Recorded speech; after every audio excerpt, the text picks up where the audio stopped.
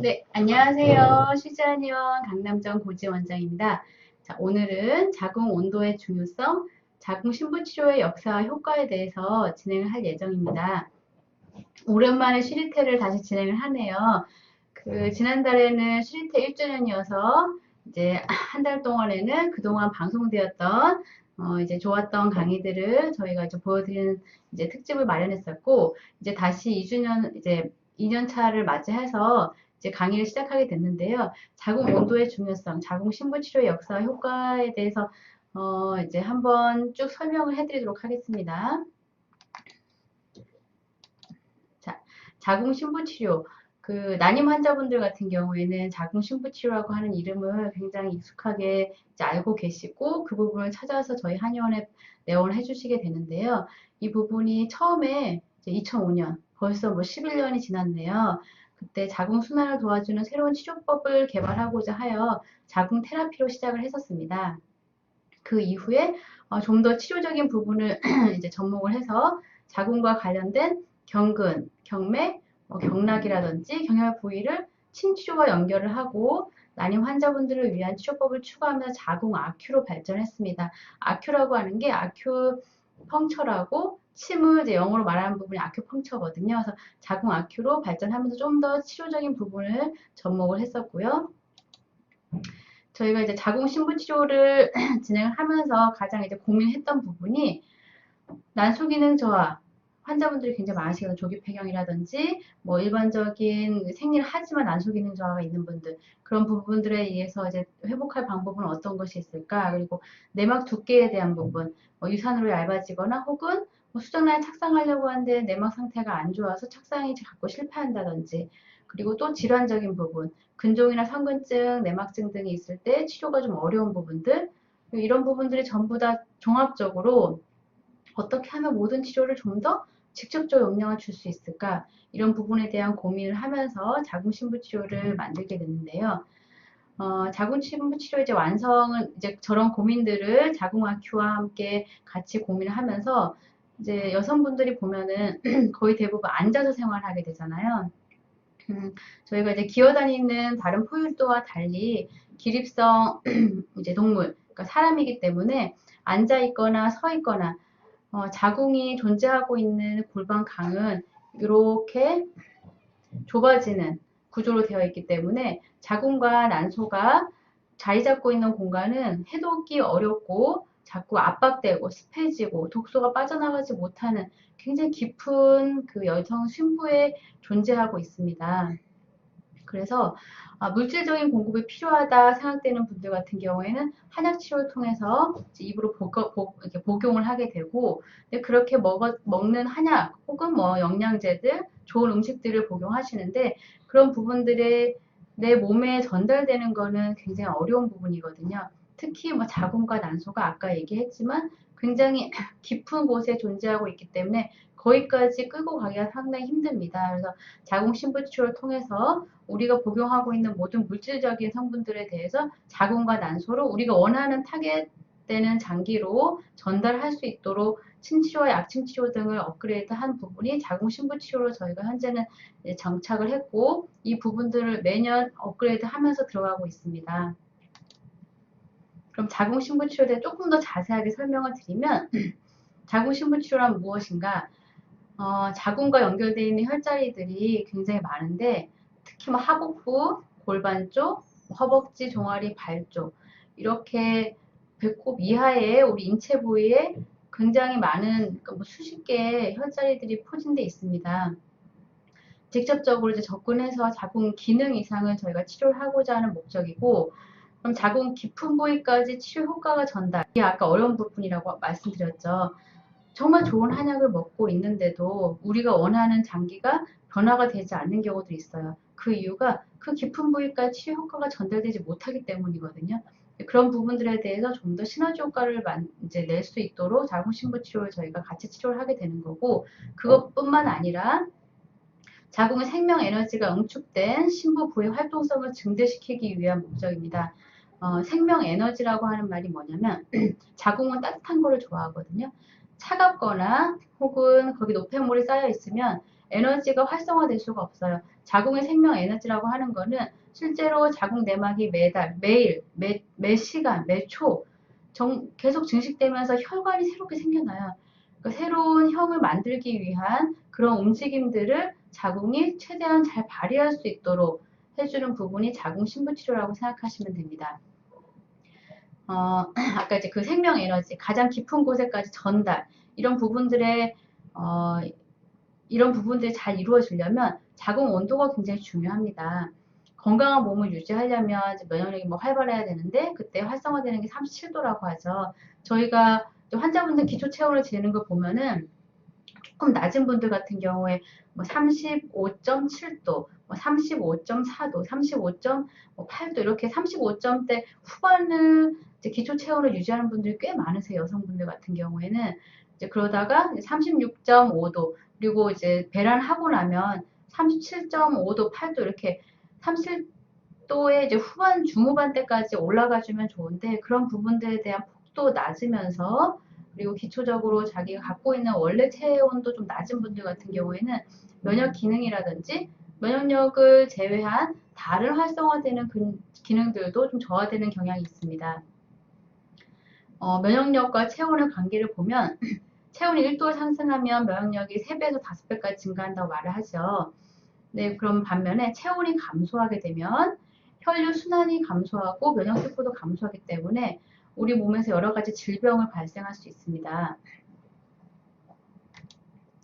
그럼 반면에 체온이 올라가면 어떻게 되느냐?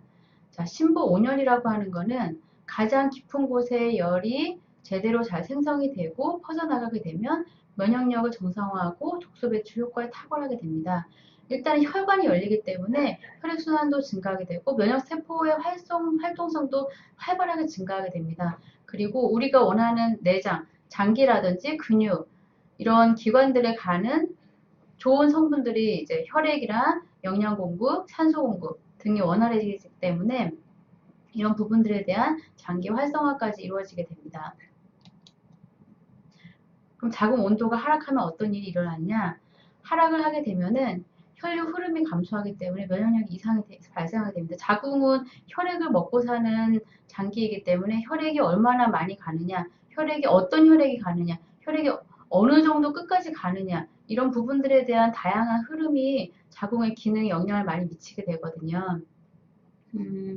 요건 좀 중증도 이상의 환자분들한테 좀 더 해당하는 말이기도 한데 자궁 질환이 있는 분들 같은 경우에는 이런 부분들이 감소되어 있는 경향들을 보이게 됩니다. 자궁과 난수 활동에 적절한 온도가 유지되지를 못하면 면역 밸런스가 깨지기 때문에 자궁, 그러니까 뭐 자궁 내막증이라든지 성근증 등 그리고 혹은 난관 수종이라든지 난관 주변 부위에 이제 이유를 알 수 없는 난관 내부 그리고 염증들 발생할 수가 있고 또 반대로 너무 면역체에 과도하게 반응을 하게 되면은 착상을 또 방해해서 습관성 유산으로 이어질 수도 있습니다. 요건 면역 검사들을 난임 환자분들이 착상 실패하게 되면 하게 되죠.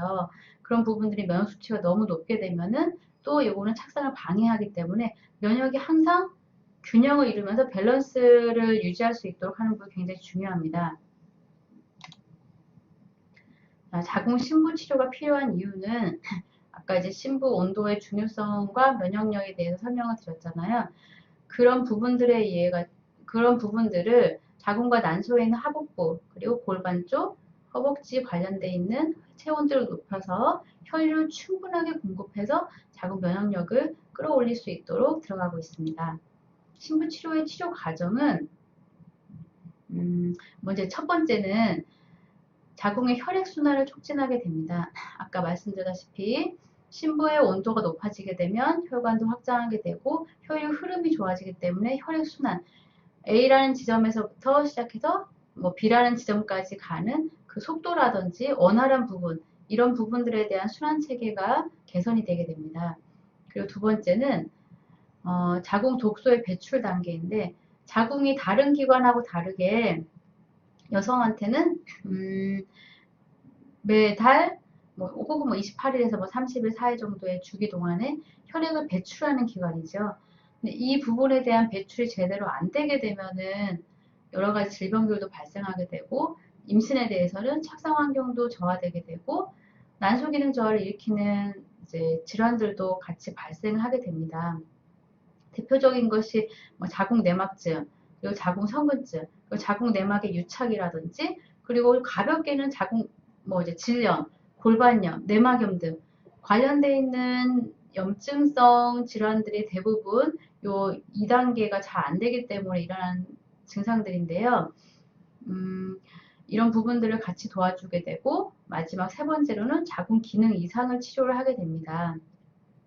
단계별로 침치료와 약침치료를 들어가면서 기능 이상을 저희가 조정을 해주고, 또 예를 들면은 기능 이상이라고 하는 게 실제로 그 질환이 있어서 기능 이상이 있는 분들은 오히려 조금 더 파악하기가 쉬워요. 그런데 질환이 전혀 없는 기능 이상 환자분들이 굉장히 많습니다. 대표적인 게 이제 배란 장애죠. 배란이 예를 들면 생리 시작일로부터 14일 정도에 탁탁 하는 분들이 있는가 하면 이게 10일이나 뭐 9일째 정도로 당겨지거나 혹은 뭐 20일째, 16일째 이렇게 늦어지거나 아니면 아예 배란을 하지 않거나 이런 부분들에 대해서 배란 장애가 있고, 또 이제 그러면서 같이 발생하는 게 자궁 내막이 충분히 자기 시기에 맞게 두터워지지가 않아서 혹은 너무 과하게 두터워져서 문제가 되는 이제 생리 기능 이상이 있습니다. 이런 부분들에 대한 치료를 위해서 저희가 단계별로 침치료, 약침치료를 들어가게 됩니다. 그럼 신부치료의 효과는 뭐냐면 아까 이제 위에서 그 들어가는 각각 1, 2, 3 이제 스텝과 관련되어 있는 부분인데, 우선은 자궁 신부에 온열 효과를 주고 혈액순환 및 독소 배출, 면역 환경에 대해서 개선을 해주면서 이런 밸런스를 맞춰서 결과적으로는 자궁과 난소 기능의 이상을 치료하고, 난소 같은 경우에는 기능 이상이 되는 게 배란장애나 혹은 난소 기능 저하가 있기 때문에 그런 부분들을 강화를 해주게 되고, 그 자궁 내막을 호전시켜서 정상적인 생리 주기에 맞게 충분한 양의 생리 배출을 이루게 되고, 또 내막 호전이라고 하는 게 중요한 이유가 수정란이 착상하는 부위이기 때문이에요. 이 부분에 대해서 어려움을 겪는 분들이 굉장히 많은데, 이런 부분들에 대해서 자궁신부 치료가 착상 환경에 맞는 양질의 혈액이 공급되면서 좋은 내막이 쌓일 수 있게끔 도와주게 됩니다. 그리고 염증 환경의 개선. 의외로 이 염증 환경이 나도 모르는 사이에 자꾸 반복되는 것 때문에 착상이 안 되는 경우가 꽤 많거든요. 이런 부분들에 대해서 자궁신부 치료를 저희가 환자분께 적용해서 들어가고 있습니다. 벌써 오늘 사연이네요. 그러면 이제 앞에서 한 번 더 말씀을 드리면, 그럼 자궁신부 치료는 어떤 사람이 받으면 좋은가? 저희가 이제 한의원에서 치료할 때는 우선은 가장 이 사람이 먹고 있는 뭐 한약 혹은 음식들, 굉장히 좋은 음식들을 많이 챙겨 드시거든요. 그리고 뭐 각종 영양제들, 내가 원하는 곳까지 잘 전달이 안 되는 분들이 있습니다. 순환에 대한 부분이죠. 그런 부분들에 대해서 촉진해주면 좋은 분들 같은 경우에 자궁신부 치료를 적용을 하고, 또 하나는 난소 기능 저하가 있는 분들 같은 경우에는 이제 난소 보건 치료와 같이 접목을 하게 되는데, 난소 내부에도 난소가 이제 이 정도로 조그맣게 생겼거든요. 그 내부에도 가느다란 혈관들이 상당히 많이 이제 뻗어나가고 있고, 그 부분 끝까지 혈액이 공급되면서 난포가 성장되고 난자가 밖으로 잘 배란될 수 있도록 이제 신호를 보내게 됩니다. 그런 부분들에 관련해서 저하가 있는 분들이 자궁신부 치료에서 같이 접목된 난소 보건 치료를 저희가 진행을 하게 되고요. 그리고 내막 부분, 가장 저희가 자궁신부 치료로 환자분들을 많이 치료하는 부분인데, 뭐 가장 단순하게는 제가 착상이 잘 안 돼요. 수정란은 등급이 좋다고 하는데 계속 착상이 어려워요. 뭐 두께가 잘 나온다고 하고 산부인과에서 내막 좋다고 하는데 왜 착상이 안 될까요? 혹은 내막이 너무 얇아요. 그래서 이식하지 못했어요. 혹은 뭐 내막이 자꾸 유착이 돼요. 내막이 울퉁불퉁하대요. 이런 부분들에 대해서 자궁 신부 치료로 가장 많이 적용을 하고 있습니다. 그리고 염증 환경의 개선. 이거는 단순히 질염을 얘기하는 것이 아니라 염증성 질환에는 내막증과 성근증 이 두 가지 부분이 가장 임신에 영향을 미치게 되는 염증성 질환의 대표적인 건데, 이 두 가지 부분이 있는 경우에는 수술을 하거나 혹은 약간 작아지게 만든다고 하더라도 그 조그마한 조각들이 영향을 미치는 그 기간이 사실은 뭐 이제 폐경 전까지 혹은 폐경 이후에도 영향을 미치게 되거든요. 이런 부분들에 대해서 같이 심도 있게 치료를 하는데 이와 다르게 조금 더 이제 겉부분으로 들어가자면 뭐 질염, 골반염, 내막염으로 들어가는 그 경로가 또 임신을 방해하는 굉장히 중요한 염증 질환입니다. 그런 부분들까지 저희가 염증 환경을 개선해야 되는데 쉽게 이 부분이 잘 치료가 안 되는 경우에는 자궁신부 치료를 적용하고 있습니다. 자, 다시 오늘 사연으로 돌아가 볼게요. 저는 시험관 5차 준비 중입니다. 근데 시험관에 별 문제가 없다고 해 산부인과에서는 배도 차고 손발도 차요. 사회하는 동안 한 번도 착상이 안 되는데 어떤 치료를 하면 좋을까요? 라고 물어보셨죠. 많은 난임 환자분들이 이런 사연으로 사실은 뭐 이제 어떤 치료를 받아야 되는지 많이 찾아보시고 고민하시고 계실 거예요. 음, 이분이 이제 산부인과 별 문제가 없다고 해요라고 얘기하신 걸 봐서는 수정란도 잘 나오고 있고 내막 두께도 사실 특별한 문제가 없는 경우로 예상이 됩니다. 근데 이분이 이제 배도 차고 손발도 차요라고 하는 이제 항상 내 몸에 이제 냉증이 있다는 거를 이제 얘기를 하셨는데 사회하는 동안 착상이 안 되는 부분 제가 지난번인가 지지난번 이제 강의했을 때 사면 착상침을 강의를 했었죠. 자궁 내막이 일정 두께를 잘 갖더라고 하더라도 두께만 가지고 착상에 충분 조건이 되진 않거든요. 같은 두께 안에서도 내막이 얼마나 많은 혈관이 이제 밀도 있게 생겨나 있느냐, 그리고 내막 표면에서 착상 유도 물질이 어떻게 분비가 되느냐, 이런 부분들이 착상에 대해서는 사실 순간의 찰나로 영향을 주게 되는 굉장히 중요한 요소들입니다. 그래서 내막이 쌓일 때 얼마나 양질의 혈액이 그쪽으로 공급되는지가 관건이 되게 되는데요. 저희 자궁신부치료가 그런 부분들을 도와주기 위해서 치료를 저희가 계속 업그레이드 하는 중이기 때문에 같이 적용해 보시면 좋을 것 같습니다. 자, 지난 방송 퀴즈 당첨자를 알려드리도록 할게요. 질염 예방할 수 있는 생활습관이 아닌 것은 자, 면 속옷 입기, 라이너 사용을 자제하기, 휴지 사용법을 이제 교정하는 거는 다 이제 예방할 수 있는 부분이었고, 청결제는 이제 과도하게 사용하는 부분은 오히려 더 방해된다고 말씀드렸었죠. 당첨자분들 축하드립니다. 자, 그러면 오늘의 퀴즈입니다. 요건 좀 답이 쉽네요. 자궁 온도를 올려주는 시즈한이온의 이제 치료법은 무엇일까요? 동그라미 안에 들어가는 단어를 적어주시면 되시고 10월 10일 수요일까지 카카오톡 시즈한이온 자궁센터로 메시지 보내주시면 됩니다. 저희가 그 시즈한이온 앱을 개발을 했어요. 실제 저희가 한의원에서 치료하는 분들 같은 경우에 굉장히 활용을 잘 하시더라고요. 매일매일 업데이트되는 정보들도 도움이 되신다고 환자분들이 먼저 얘기를 해주시고 여러 가지 아이디어도 같이 내주시는데 이 부분 다운받으셔서 활용해 보시면은 임신이라든지 혹은 생리 뭐 불순이 있다든지 아니면은 내가 일반적인 다른 정보들을 자궁이나 여성에 대한 정보들을 알고 싶다고 했을 때 많은 정보들이 들어가 있으니까 이 부분 참고하시면 좋겠습니다. 더 궁금하신 부분은 카카오톡으로 문의 주시면 저희가 답변해 드리도록 할게요. 네, 감사합니다.